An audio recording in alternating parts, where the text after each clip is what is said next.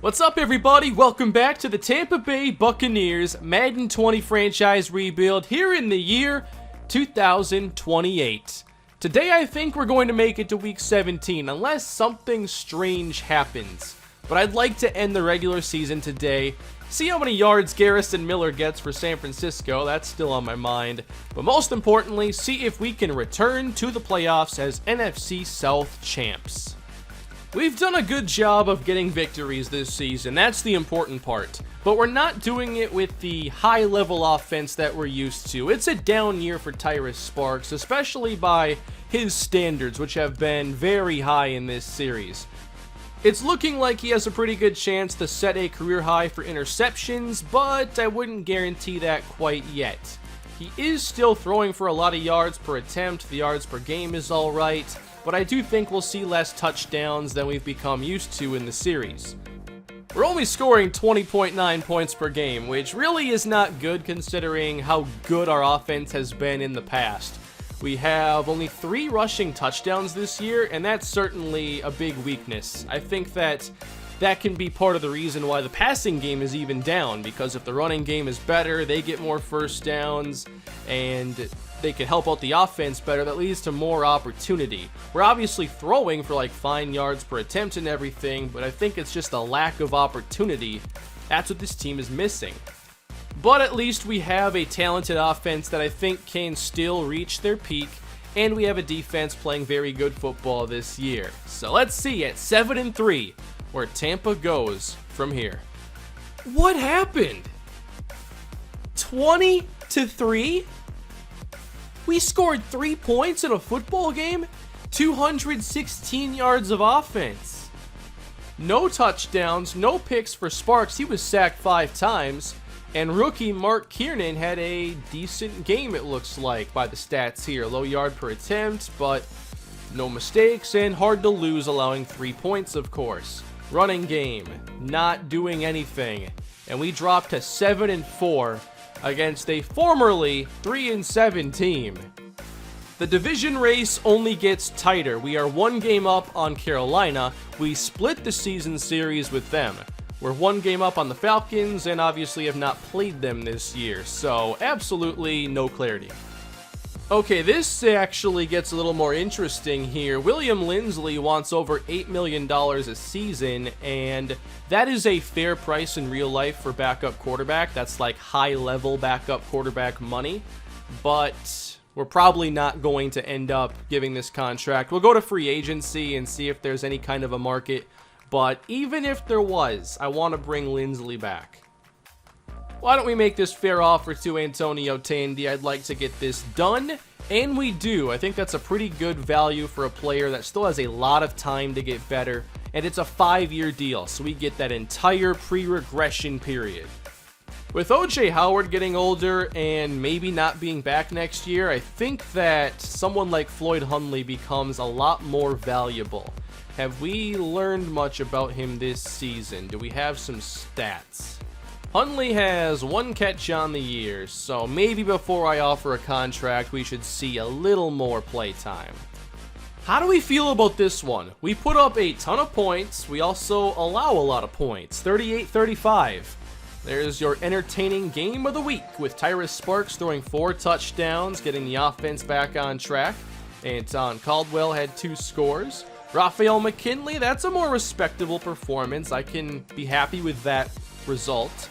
And I don't like this. What happened here? Our cornerbacks did not have a very good day. Luckily for us, Gabe Ventura found the end zone, so did Denzel Denard, Chris Godwin, and even Steven Stevens. Defense, though, one of their worst games of the year. Another win against a good opponent. Seattle had like 7 wins on the year, so we play better against better competition. And Lawrence Hitchens has 3 touchdowns on very little yardage, just a 5.1 yard per attempt. Sparks had 2, he avoided turnovers again. We get 11 carries McKinley, 11 carries Kirkendall, not terrible results. Godwin, nice day for him. Denzel Denard, 5 catches. Stevens into the end zone for a 2nd consecutive week. And we're still getting some good pass rush here. I cannot wait to see those end of the year totals. All right, what do you got for me this time, Madden? Who's on the breakout chance? Corey Kirkendall. Corey Kirkendall could break out. He's our RB2. So do I give him the start for a game? I mean, he could boost his dev just like that. We're not going to watch it, but... Oh, what happened? McKinley's hurt. 7 weeks with an upper arm fracture. I didn't even notice that. Okay, so Kirkendall is going to be the starter anyway, but he could move to star dev with just 100 yards. Let's see if we can make him the power back as well for this game and maybe get the 2 touchdowns. Had to scroll to find it here. Indeed, McKinley, his rookie season could very well be over. Give Tyrus Sparks credit. He watched more film than the rest of the offense combined this week. It's a big week of upgrades here, by the way. Sylvester Seymour playing as a 94 overall. Jermichael Beekman, number 1 corner. Let's up that zone coverage a little bit here. 92 overall. Very nice. Kevon DeVoe. We're going with that power rusher again. And maybe the balanced approach has been working there. Certainly the results have been good. But I just feel that there are very few high-level pass rushers that get the production in Madden that don't have a balanced skill set. Let's go Jerome Page hybrid this time. Maybe work on man coverage there against the tight ends. Leonard Merritt has definitely shown up this year when we've watched games, but I don't think he's done as well in the simulating this season. He's at age 29, and this year he's at 5 sacks, right in line with his career averages. All right, Floyd Hundley, I think... Let's go blocking. It'll probably give a lot of catching ratings as well. Maybe. None. The thought there, though, was that if he becomes the starter, I would like to make sure his run blocking is decent. I want to get better at running the football. I think that's something we have to figure out in the next couple of years. With a 2-game lead here, Week 17 may not be very interesting or have a lot of drama. We're still going to watch it, but it looks like we have a chance to wrap this up, maybe as soon as this week. Or maybe it won't be that easy at all. Atlanta does get the victory here. And 2 touchdowns for Tyrus Sparks, 1 pick, same for Wade Mann. Kirkendall just 36 yards rushing, so unless he had a big receiving day, he does not upgrade. 2 scores for Griffith, Ventura 5 for 50. There's no upgrade. There is this upgrade though, Gabe Ventura. Route runners got to get closer to the 70s. So we go with that. Awareness, catching, and a little medium route running, which should be helpful. Not bad. That seems like a very low archetype to be just 69. His route runnings are all at least 73. Short and medium are way higher. Agility isn't even low. 87. I have no clue why his route running archetype is as low as it is. Kai Howard, everybody, 71 overall. We go run stopper here, just trying to get that balance going here. He came into the NFL with pretty good cover skills, so we work on the run stopping a bit. That takes care of the NFC South. We do win the division again, wrapping it up with this victory over the Rams.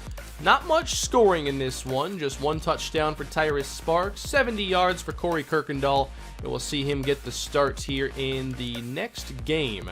Another touchdown for Ventura, love seeing that. We'll check on some stats then. Wow, that's the 3rd pick for Page in this episode. All kinds of turnovers for him. So there you go, another playoff season for Tampa Bay. Is there anything to play for here? The Cowboys have the same record, so by default, yes, seeding does matter.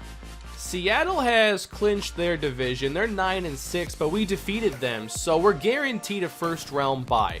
Week 17 really doesn't have that much drama. It's just a matter of seeding at this point. So we lost to Dallas this year. We did watch that game last time out. So if they win, we can't top them. If they lose, we can. Our game's a late afternoon game, and theirs is a noon game. So my game plan for this one is going to change based on the results. If they win, we're playing backups. If they lose, we're playing everybody. I had no idea they were going to wear their alternate uniforms. I just changed ours to the classic aways. And away we go in Week 17, everybody. Up against the Atlanta Falcons. They did defeat us, but it doesn't really matter. But if they win this game, they probably get a playoff spot. The wild card standings didn't seem all that competitive from like a high win total standpoint. Alright, let's just sit here then until we see the Dallas score come through. New York won against Philadelphia. I don't want that score. Well, Dallas won handedly over Green Bay. They are the number 1 seed. We are the number 2 seed. And let's see our number 2 quarterback, William Linsley. Julian Culver today will start at right tackle.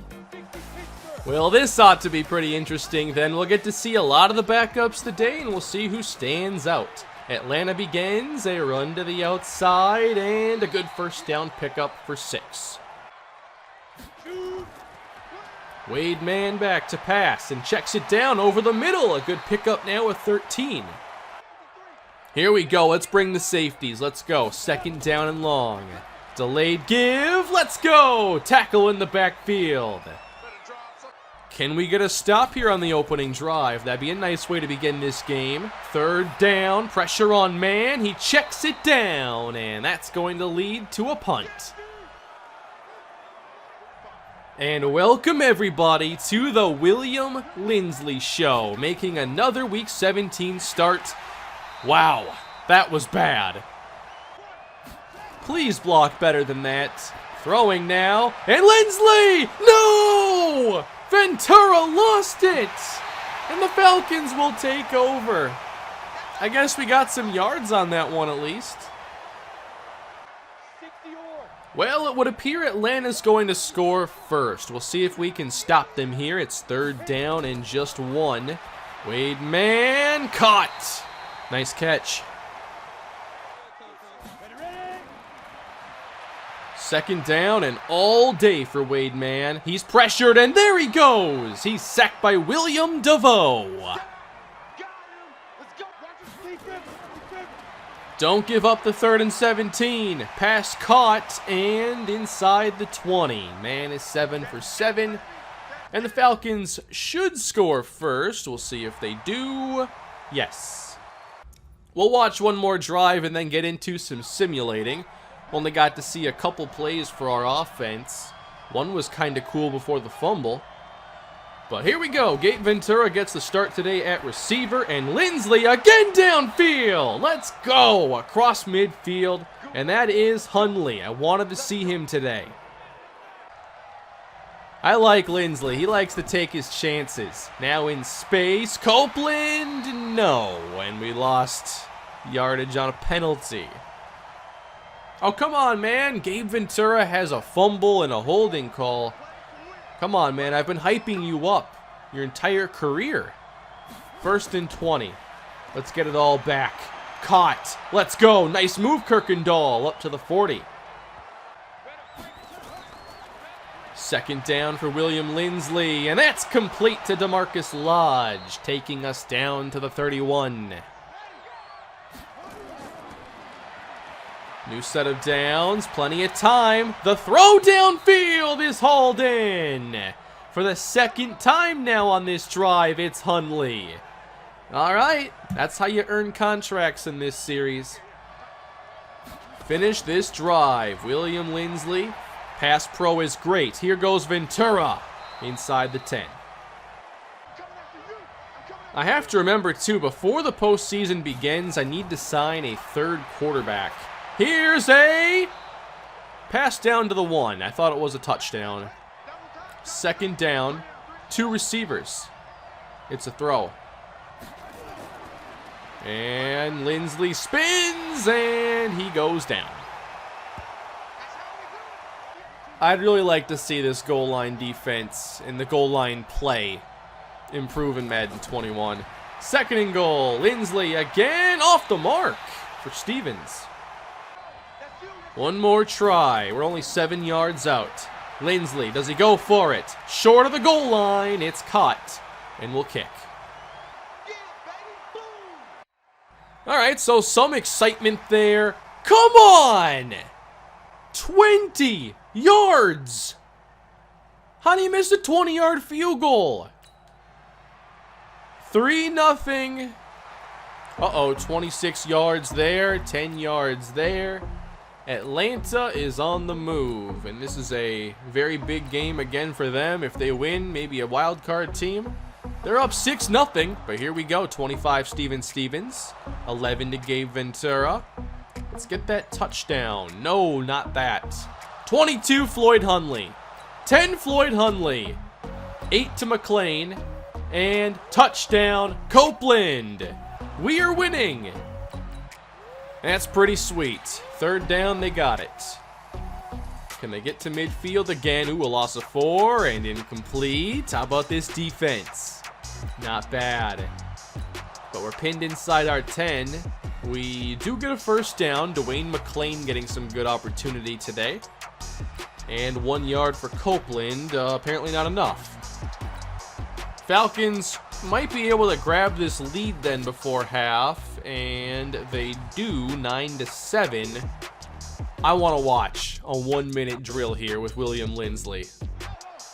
21-3. Run pass splits, incredible.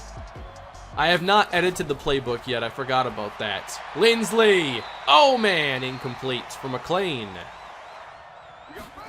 Bunch look here for Lindsley. And he swings it out for a loss of 4. Literally throw it as far as you can. That's what I want to see on this play. That's a handoff. Copeland! 5 yards. Alright, that wasn't very fun. I'll sim the first couple drives here of the second half. Ours was not very good. And Atlanta takes over with a 2-point lead. Surprised they haven't done a bit more against our defense. 25 yards here to Crocker. And they're into Tampa territory. 5 yards from Woodard. Continuing to pound the running game. 12 yards. 8 yards to Beekman. This is not good. They have scored a touchdown. All right, William Lindsley, let's see this offense get going now. We're down 2 scores. And Lindsley starts with a quick completion to DeMarcus Lodge. Back to the air. Rush picked up by Kirkendall. And open is Ventura. First down, Tampa. That's a fake to Copeland, and wide open, Stevens inside the 30. Inside on the run. We have not seen many of those. 4 yards for Angel Copeland. Blitz sent from the secondary, and again Ventura hangs on. This is a gain of 9. Offense getting tired on this long possession. Here's a catch again. We get inside the 10. McLean. All right, 7 yards out. Let's get this in the end zone. It's Lindsley floating. It is intercepted! Keanu Neal, what an acrobatic play. That was impressive. I don't think a jump ball to the running back on second down is what I would have preferred.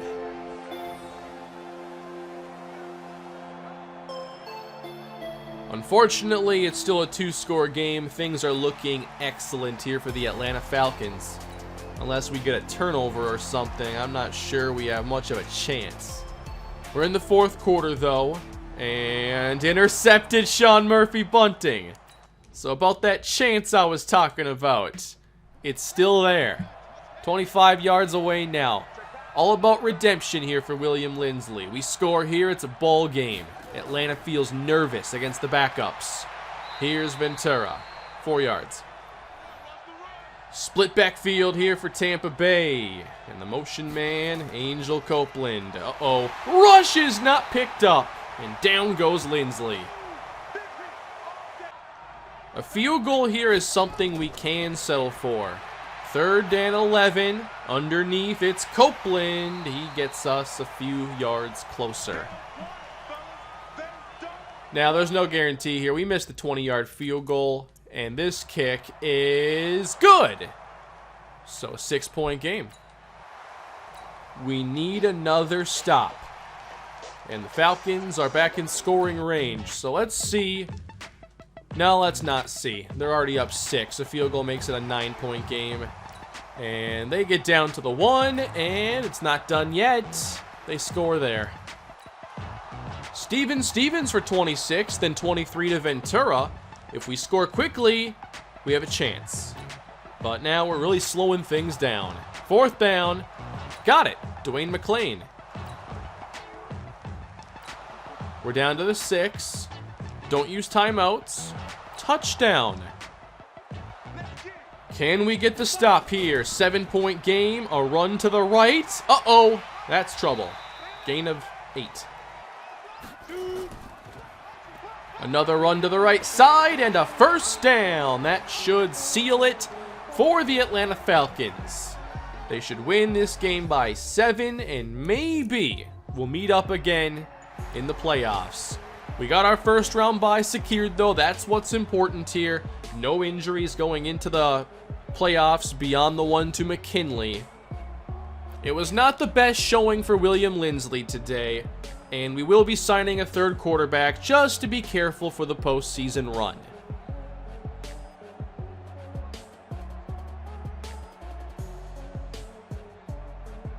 Wow, Lindsley, though, 362 yards, no touchdowns.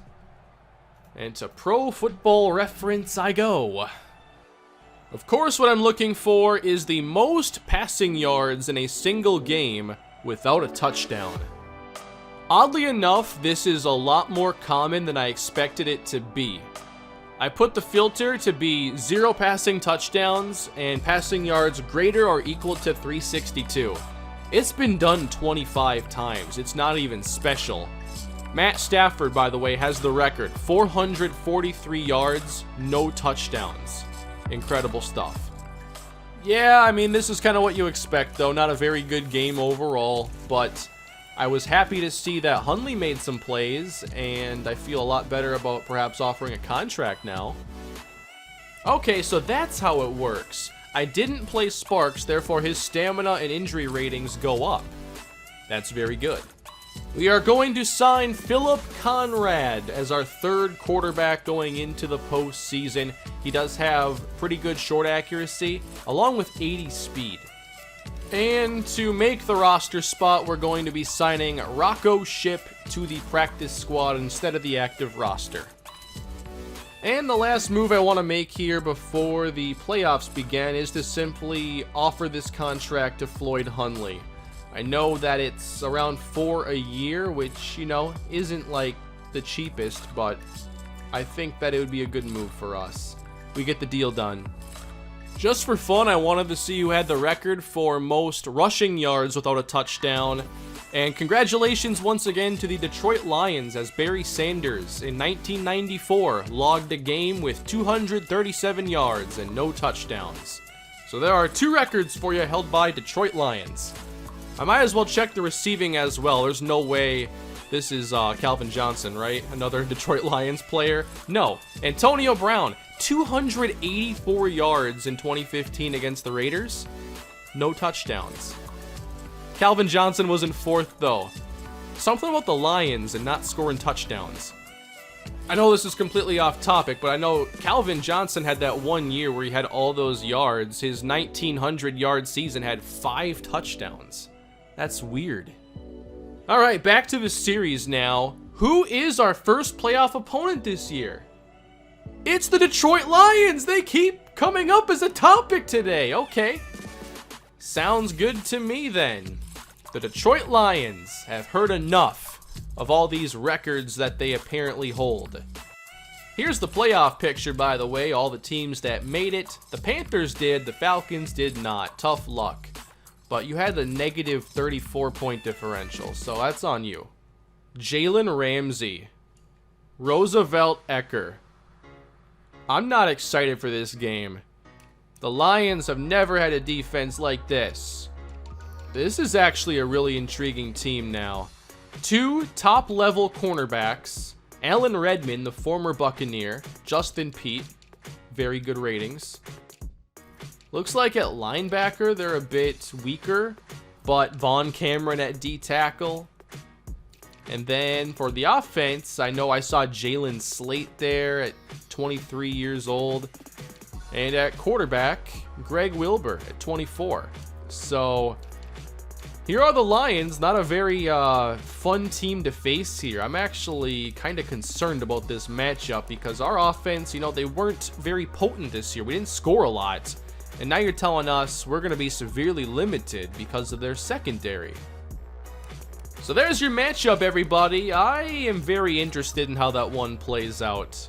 But here are the numbers for us this year. Tyrus Sparks, 28 touchdowns and 12 picks.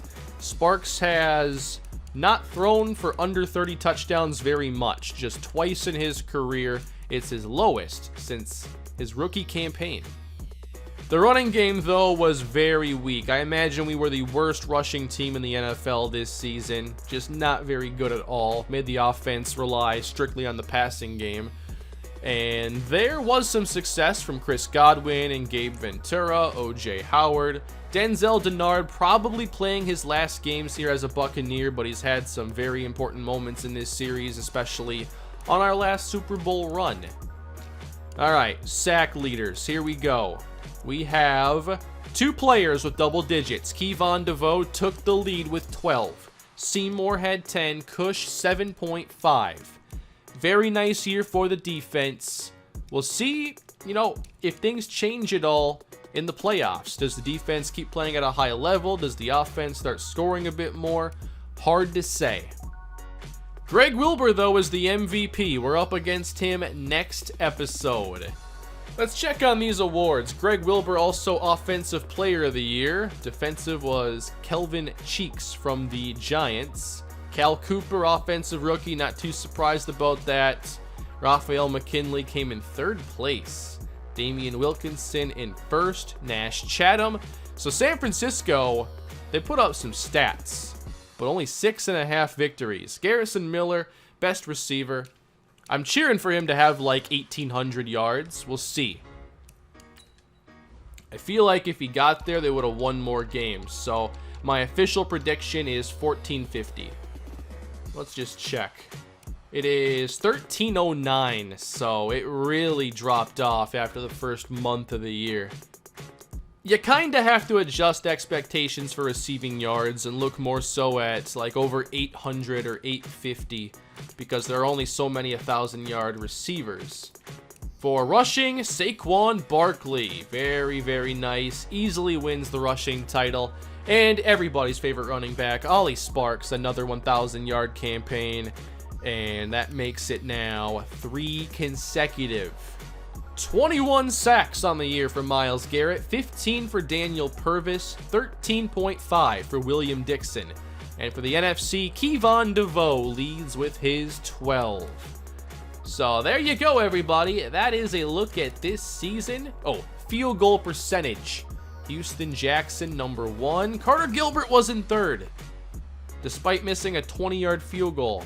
Okay, so it was a successful campaign for him. That will do it for this one, everybody. Next time we take on the Detroit Lions, and this could prove to be a very difficult game. They have a great quarterback, a great number 1 receiver, great cornerbacks. I am very worried about this game and us going one and done potentially. But we'll see how it all plays out, everybody. Thank you all for watching. Please leave a like on the video. Leave your feedback as well. Don't forget to subscribe to the channel. And I'll have the next episode coming your way shortly. Have a great day, everybody.